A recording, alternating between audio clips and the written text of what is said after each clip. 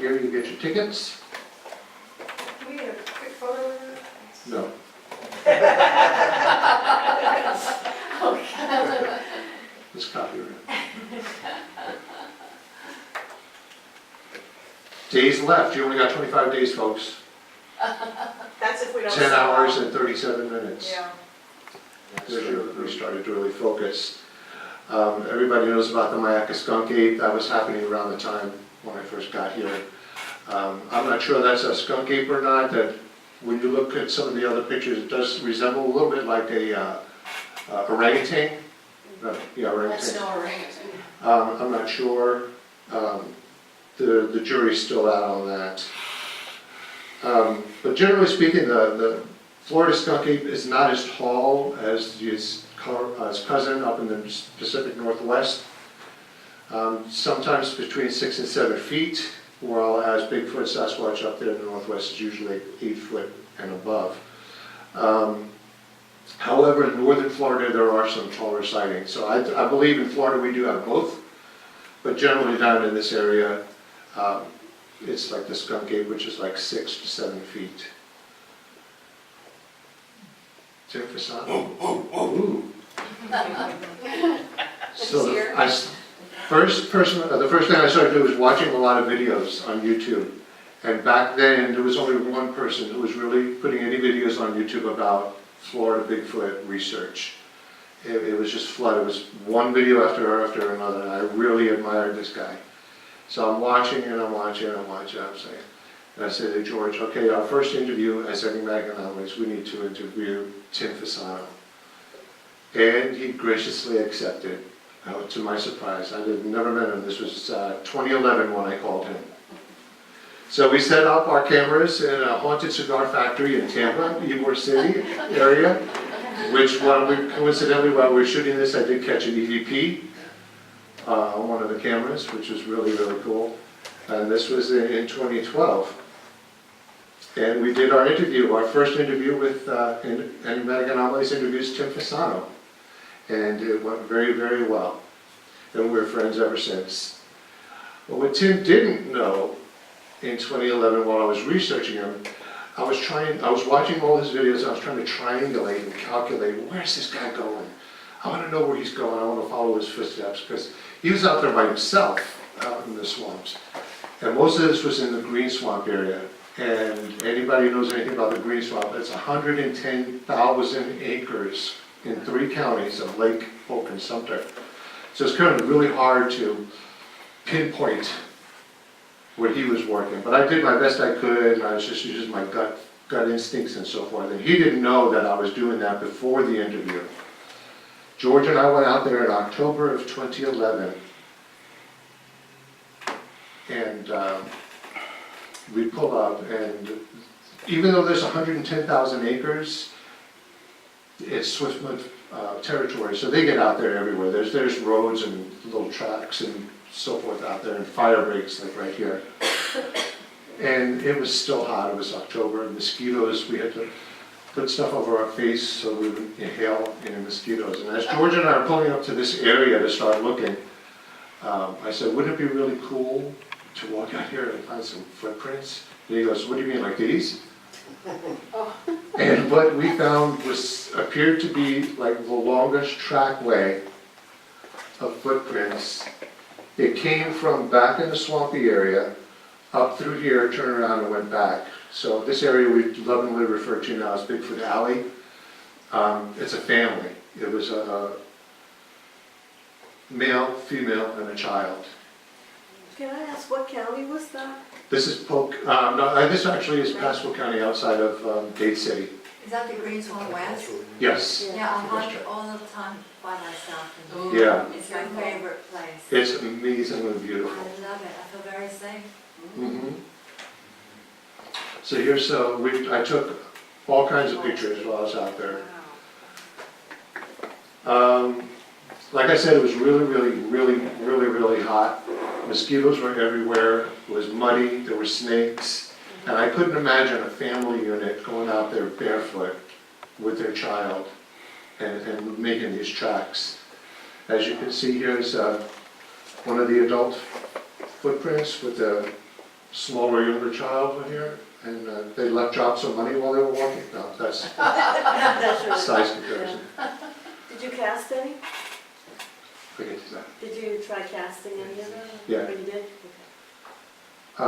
When You can was see this? here, I don't want to get anybody's way, how thick and wide the print is. How deep? They weren't like I said, Pacific Northwest gigantic footprints. They were pretty close to normal human size, but somebody I would say who was taller than me.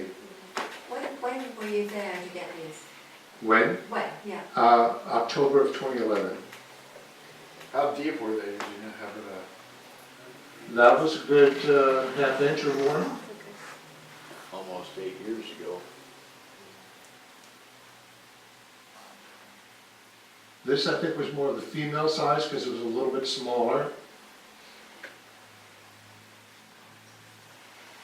And they were just going all around, and we were the first people there because we ran into one of the parks people there, and they said, no one's been camping there all summer, we were the first ones there. There were 5 toes. Yes, sir, 5 toes.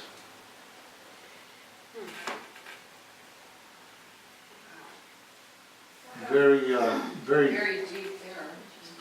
squarish, not like a human foot. That was George's girlfriend's foot at the time. We put in there by size comparison.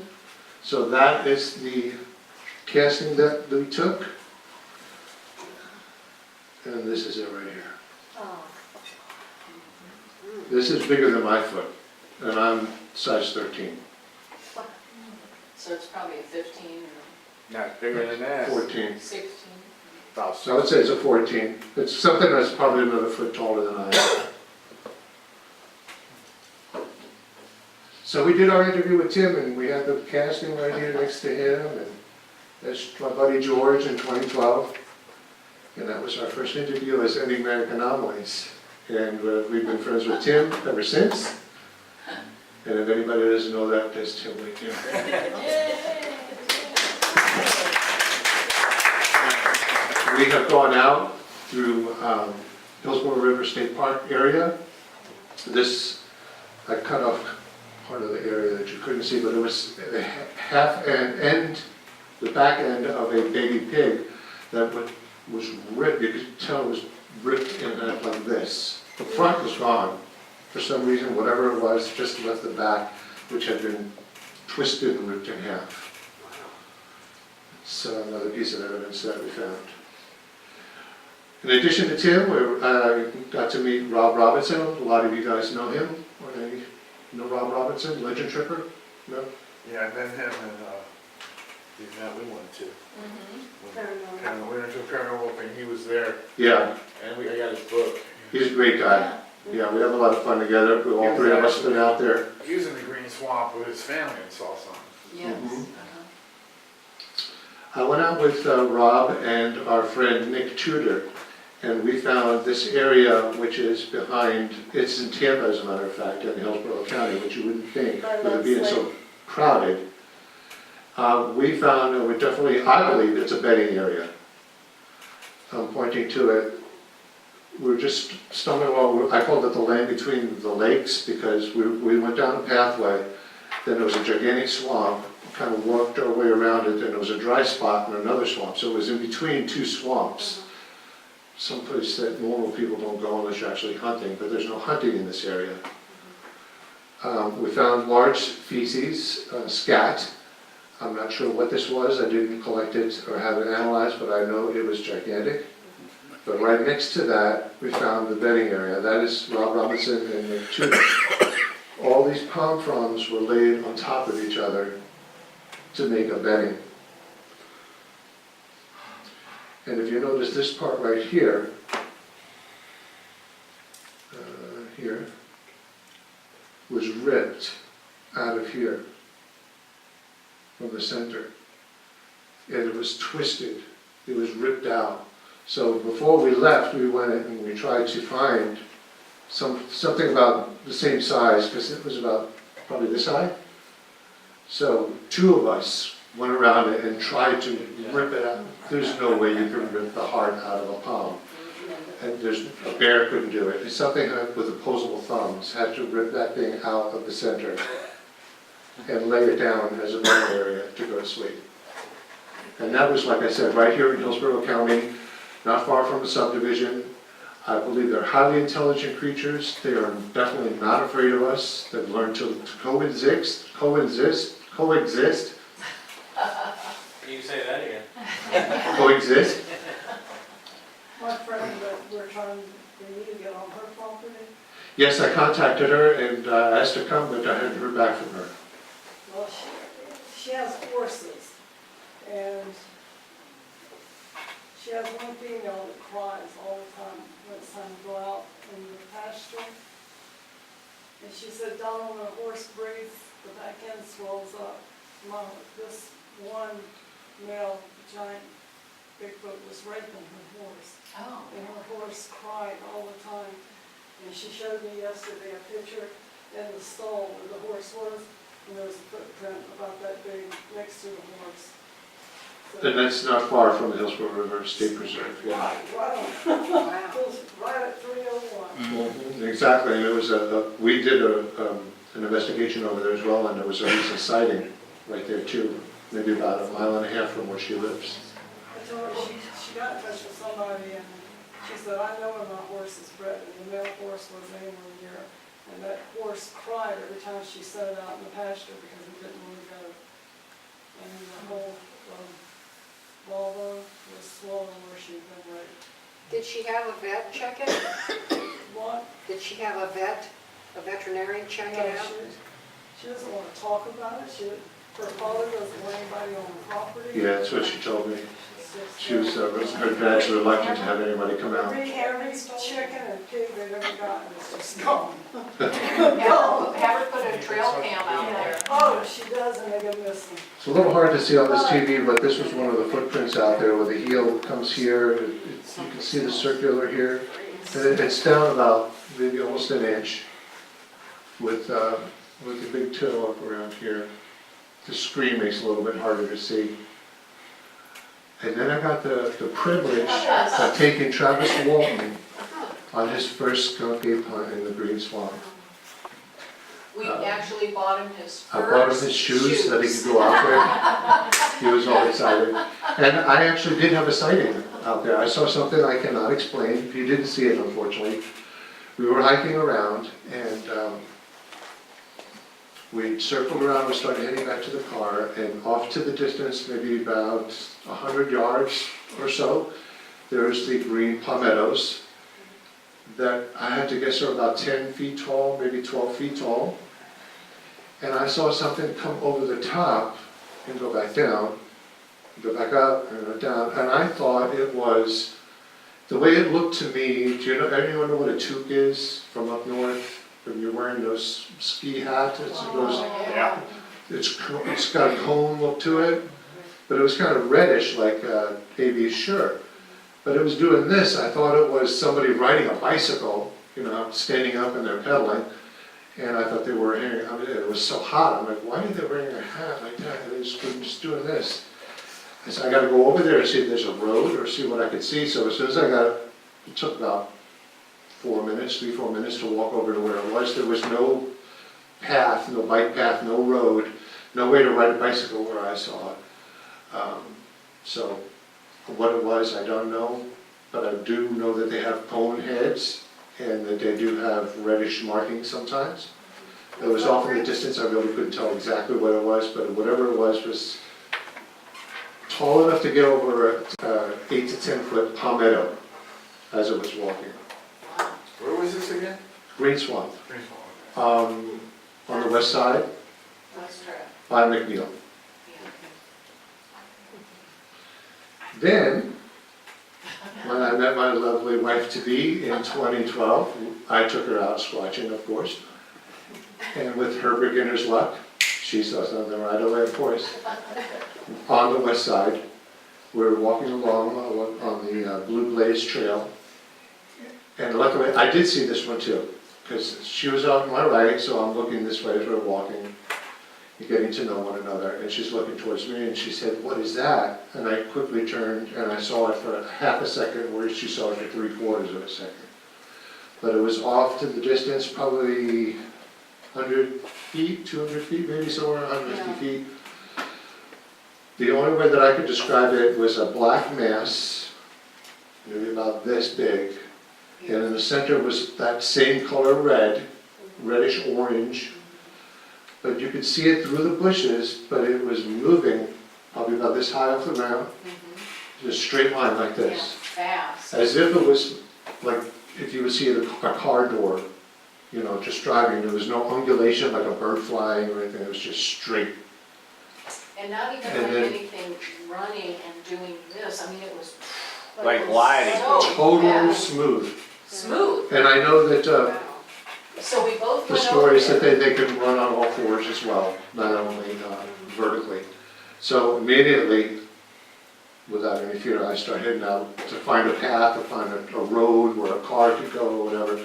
Nothing, it's all thick bushes and we could not hear anything. But we both saw it, we both laid eyes on it, and that was her beginner's luck story.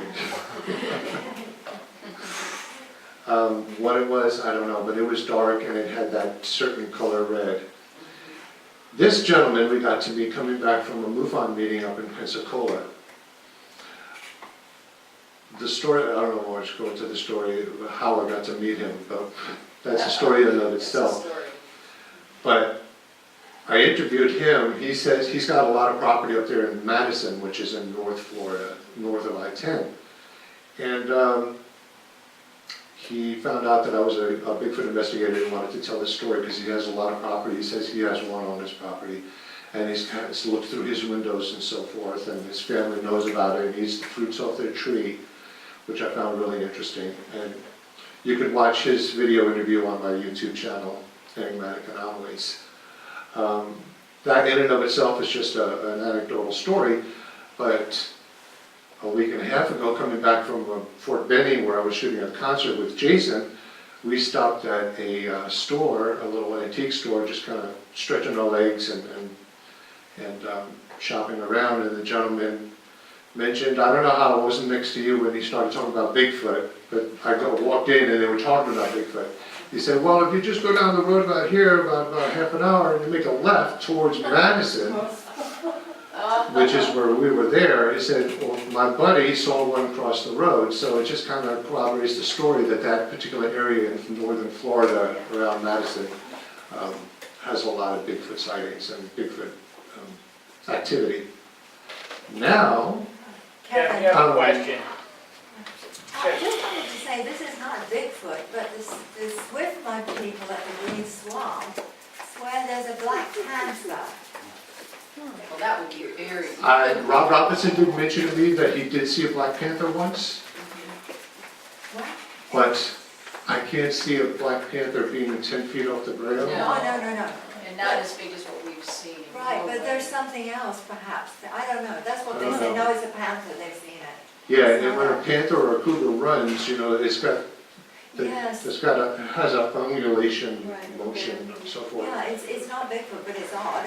Yeah, but definitely odd, you know, Rob did tell me he definitely saw it was a black cougar, a black panther.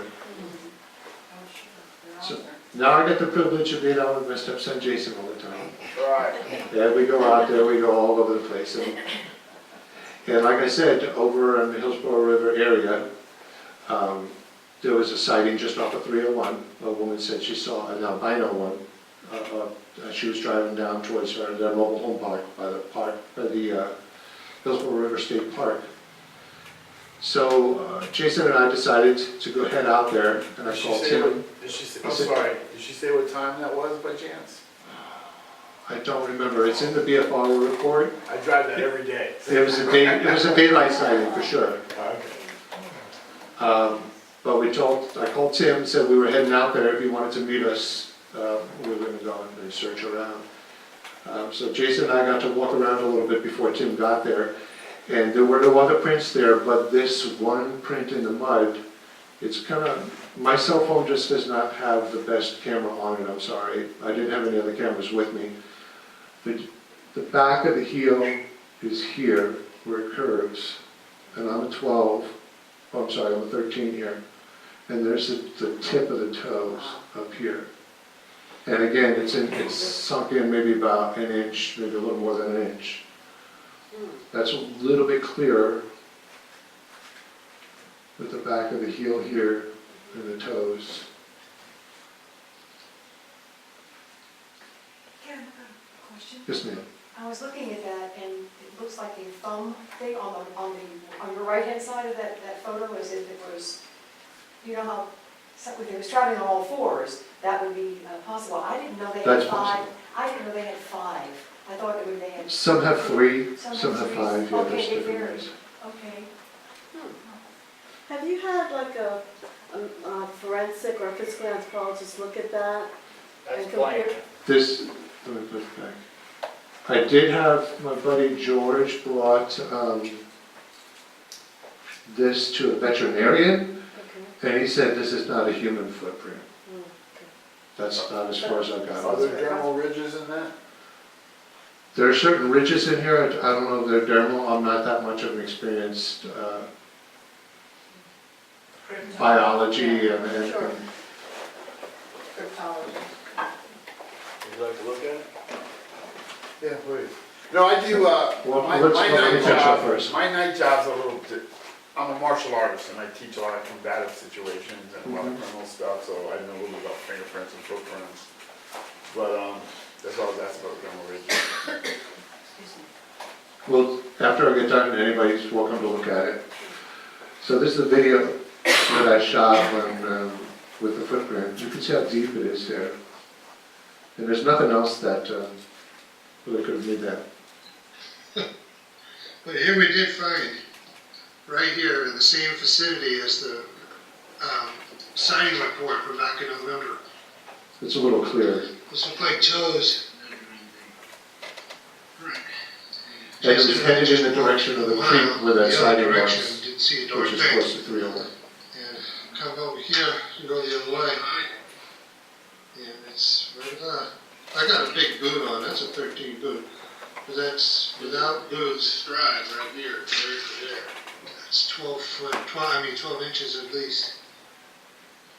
And we're going to see if we can pick up where it left off. I So, did not find anything. Anybody familiar with the Florida Wildlife Corridor?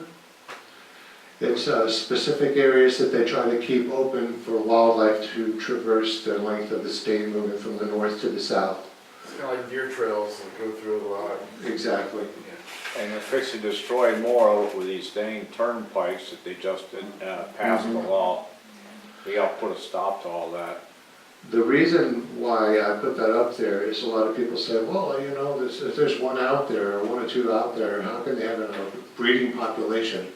But there's a lot more than 1 or 2 out there. There was a BFRO sighting in the Green Swamp area on the east track, somewhere up around here where the border of the 2 counties is.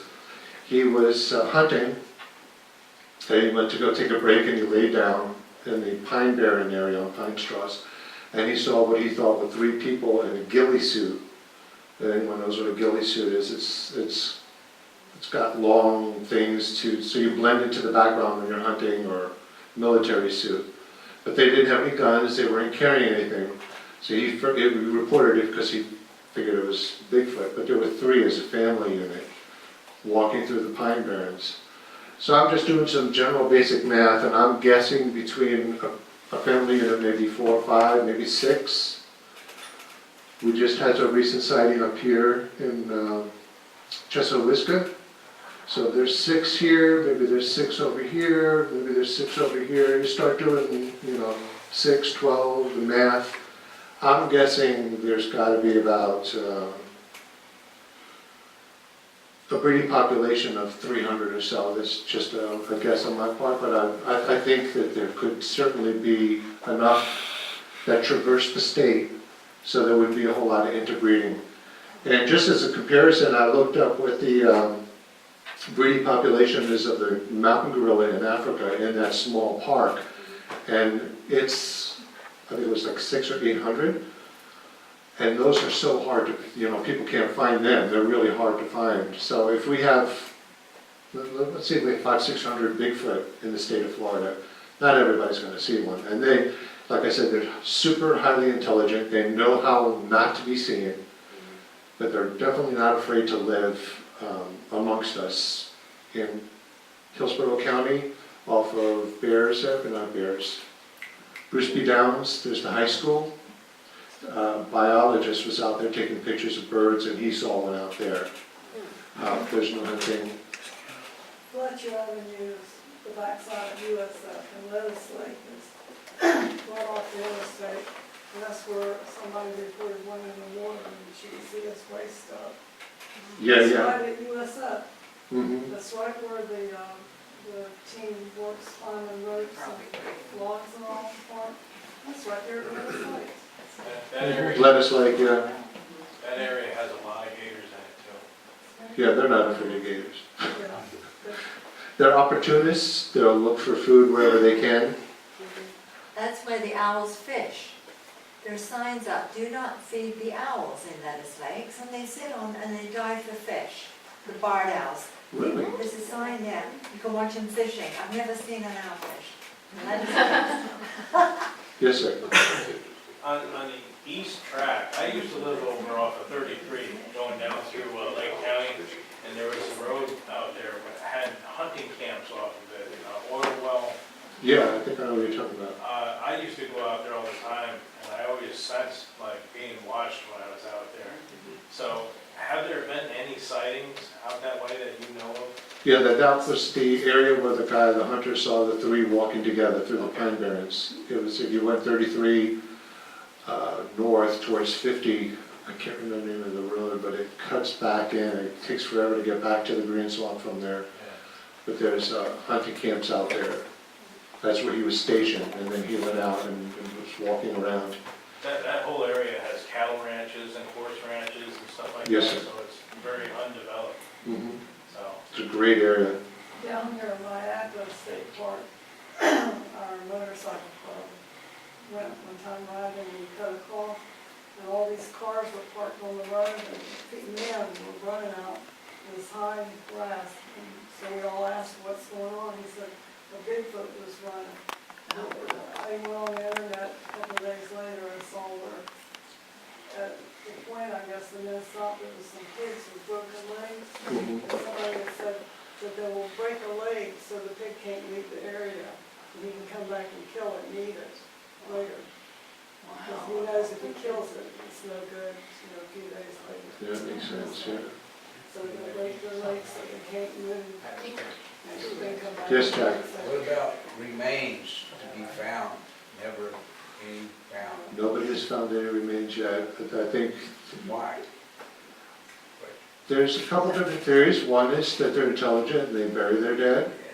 The second is, we are out there all the time, we don't see deer remains, we don't find a whole lot of hog remains. The one time in Mayaca, we saw hog remains out there, but generally speaking, we don't find hog remains, deer remains, or, Bear or panther? yeah, the earth eats it up Further, yeah. faster than you can tell, it just disintegrates. But that was a good, I'm an anthropologist as well, and that was a great, that was a great observation, because you would think humanoid, anthropoid, whatever, if they are indeed burying remains, you would see some evidence of a grave site or some That's- sort I've of wondered that site, too, or and it's just, that is one, that is an interesting question. Well, there's a third hypothesis too, and that's that they're a hybrid. They're not like, there's Right, human. apes, so they could be an ape alien hybrid, and that's very possible. And they may decompose in a completely different way than a human body or an ape or a panther or something else, they, because of that alien element. So, and I will say, MUFON has many reports on file that before sightings of Bigfoots, there were different types of lights seen that could not be described, very bright lights in these heavily wooded areas. And then all of a sudden, within a day or that day, they'll have a sighting. Actually, right at the moment, it's Pennsylvania, I can't remember the name of the town, but it was very famous sightings in the 70s, huge amount of activity from UFOs, and within an hour, these Bigfoots are coming out, multiple Bigfoots are coming out of the woods. So are they being dropped off? Are, we all talk about being abducted by aliens and so forth. Are they getting abducted, getting dropped back off like we get dropped off?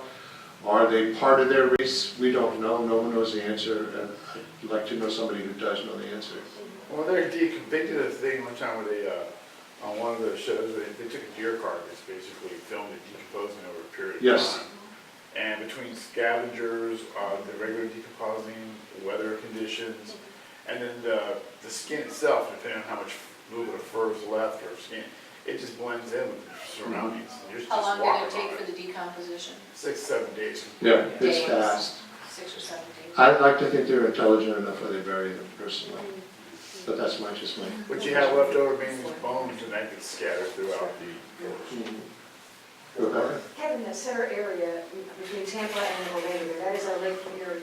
Yes. Right, okay, well, between 2000 and 2005, when I took care of Mr. Lord on the ranch, it's the only piece which is left here in Lakeland. Oh, Mr. I Lord, developed- yeah. That's maybe. correct. Well, it's now bought by the friends of the family. So at the time I was there, there were lights, a lot of UFO activity. We recorded all that. It was the whole 5 years I documented it. One of the things that happened was when the lights would occur or a UFO would get out of the picture of that afternoon, within one particular time, the dog was outside barking all day. The horses on the farm next to his were upset.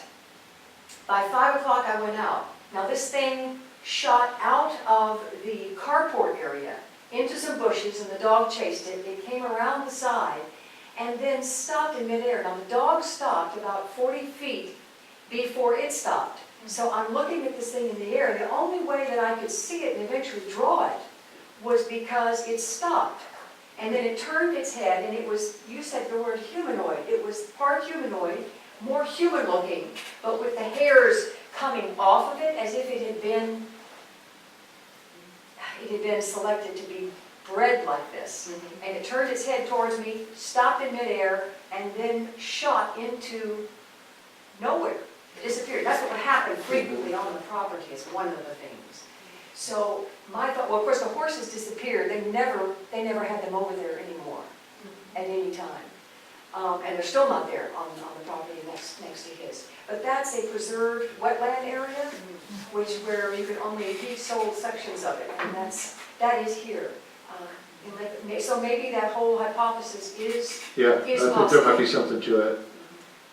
There's been stories of Florida wild men here since Florida first started getting populated from the early Spaniards coming here. And there's also stories of hunters who have seen it in the woods, and they're, you would think, why doesn't somebody shoot it? There's stories that say they pick up the gun, they look at it, and they can't pull the trigger because it's so humanoid that they feel like they would be committing murder. So I'd love to eventually see that one of these days. But Florida Bigfoot Investigators, or you can type that in, .com, or you can type in flbfi.com. And if you guys have a sighting yourself, you can go to mybigfootencounter.com and report your story to us, and we'll put it up there. Got a question. There used to be a skunk research center down there past Naples. Yes, that's still Are there. they still around doing anything? You never Dave's- see nothing on them. Dave Sealy is still there. Dave Sealy was one of the first ones to start reporting seeing the skunk ape.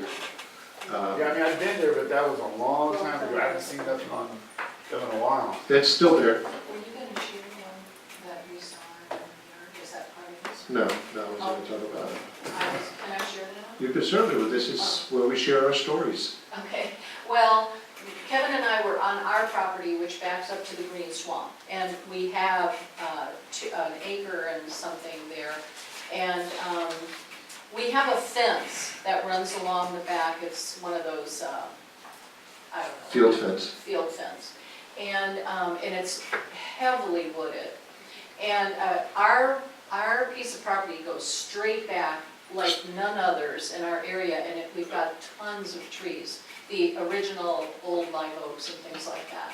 So it's, like I said, really, really heavy. They've cleared a lot of other things out, but over to the left is another area just like that.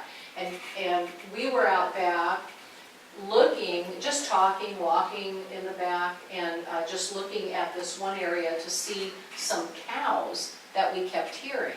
And I kept hearing these cows, and they were just making so much noise. And I thought, okay, let's go and see if we can see these cows. And my son Jason had seen them, Kevin had seen them, but I hadn't. So we're back there walking, and I'm standing looking this way, and my husband is looking at me as I'm talking to him. And as I'm looking over to the left, this huge, it had to be a Bigfoot, was standing by the trees, but it was so tall and so thick and dark, dark brown black. And I thought, oh my God. And it just, I couldn't even speak. And it took very deliberate steps backwards, huge steps backwards, and went right back into the thick of the trees. And I screamed at him, look! You know, because we are looking for the cows over here, but over here, there is literally this big, huge thing watching us. And that is like right beyond our backyard. And it was on like 3 properties over on their portion of the green swamp.